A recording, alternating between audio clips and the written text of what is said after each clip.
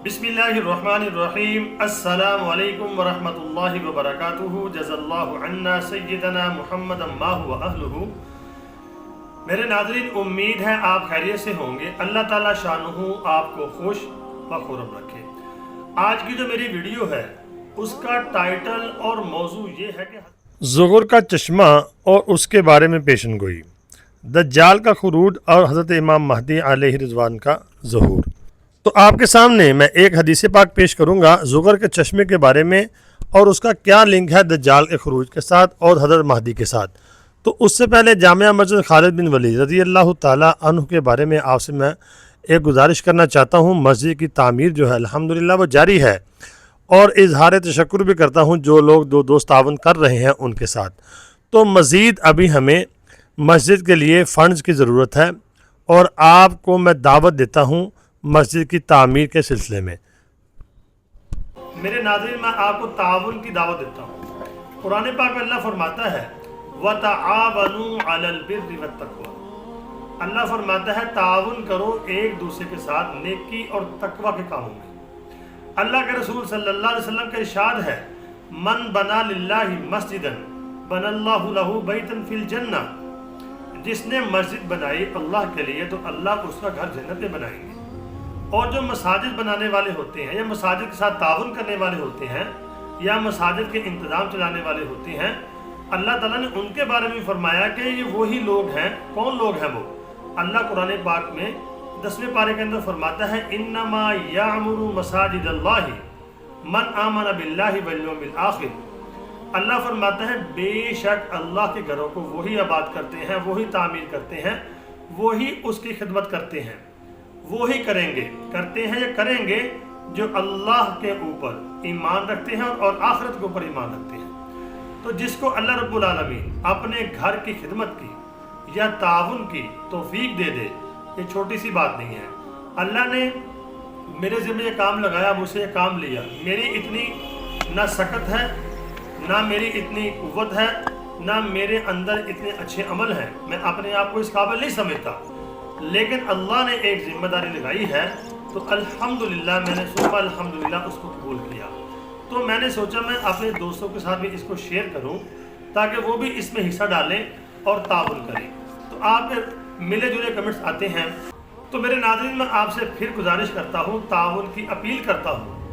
अल्लाह ताला देखना चाहता है कौन लोग मेरे घर की खिदमत करते हैं, कौन लोग मेरे घर को बनाते हैं। कि जितने मेरे यानी कि वीडियो देखने वाले हैं, अगर ये थोड़ा थोड़ा भी हिस्सा डालें, थोड़ा थोड़ा भी, अगर यानी 2000 बंदा 200 रुपया भी जायज़ कैश अल्लाह के घर के लिए ताउन करे तो बताएं बात कहाँ जाती है।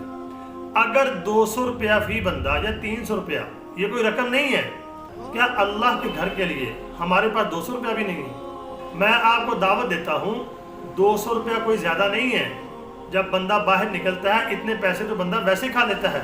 से वीडियो देखता है, अगर 200 रुपया वो जायज़ कैश कर दे, ये जायज़ कैश नंबर आपके सामने चल रहा है, तो आप अंदाज़ा करें 200 रुपये भी बंदा देगा, मस्जिद के कितने काम हो जाएंगे। तो कोई ज़्यादा नहीं है।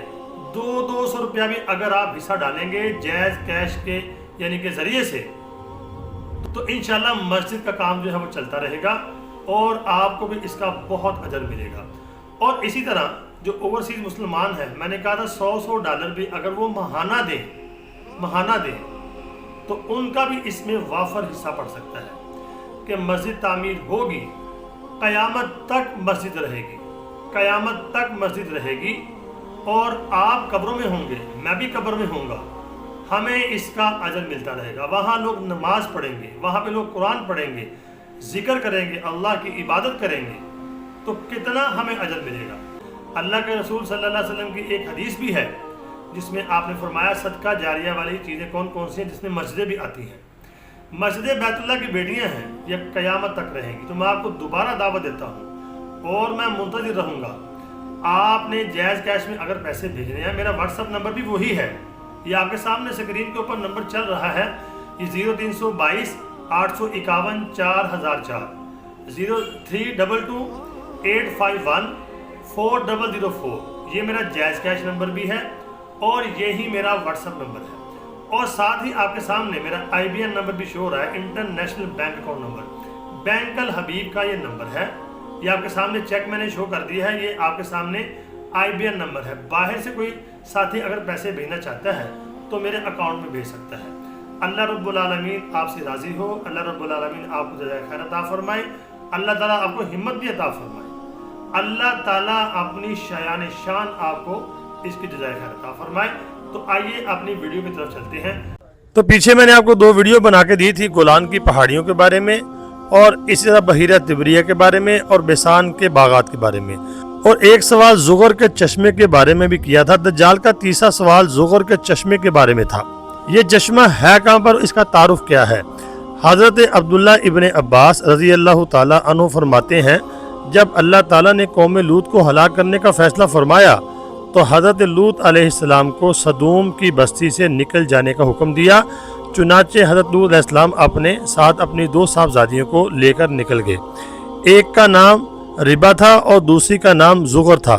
بڑی صاحبزادی کا انتقال ہوا تو اس کو ایک چشمے کے پاس دفنا دیا، لہذا اس چشمے کا نام عین ربا پڑ گیا۔ پھر دوسری بیٹی زغر کا جب انتقال ہوا تو اس کو بھی ایک چشمے کے قریب دفن کر دیا۔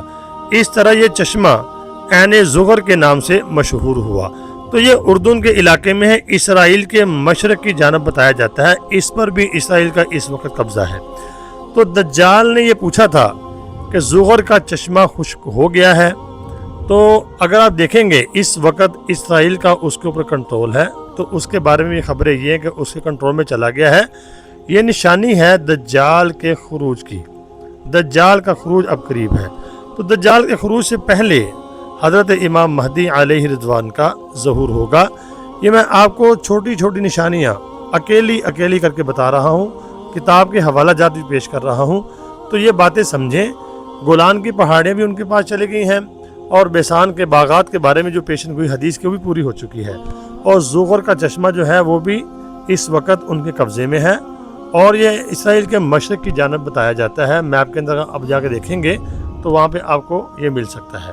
تو میرے ناظرین، نشانیاں جو ہیں بڑی تیزی کے ساتھ پوری ہو رہی ہیں، تو بڑی نشانیاں پوری ہونے کا وقت ہے، حضرت امام مہدی کے ظہور کا وقت بھی قریب ہے، اور اس کے بعد پھر بڑی جنگ اور دجال کا خروج بھی۔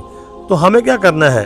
ہمیں اللہ سے یہ دعا کرنی ہے، اے اللہ تو ہمیں ہمیشہ حق والوں کے ساتھ رکھ، اے اللہ ہمیں جنگوں کے فتنوں سے، بھوک کے فتنے سے، کیونکہ دجال کا فتنہ کوئی چھوٹا فتنہ نہیں ہوگا، بہت خطرناک فتنہ ہے۔ دعاؤں کا اہتمام کرنا ہے، اسباب کے درجے میں ہمیں ہمارے نبی نے بتایا ہے اس کے مطابق اپنی زندگی کو ڈھالنا ہے۔ یہ ہے میرا مقصد ویڈیو بنا کے دینے کا۔ اللہ رب العالمین مجھے بھی اور آپ کو بھی حضور پاک صلی اللہ علیہ وسلم کی فرمائی ہوئی باتوں کو پڑھ کر، سن کر، ان کو سمجھ کر ان کے اوپر عمل کرنے والا بنائے، اور سنت والی زندگی کے اوپر ہم آ جائیں۔ اللہ تعالیٰ میرا اور آپ کا حامی و ناصر ہو۔ ویڈیو آگے شیئر لازمی کرنا تاکہ اور مسلمانوں تک پہنچ سکے۔ دعاؤں میں ضرور یاد رکھنا۔ السلام علیکم۔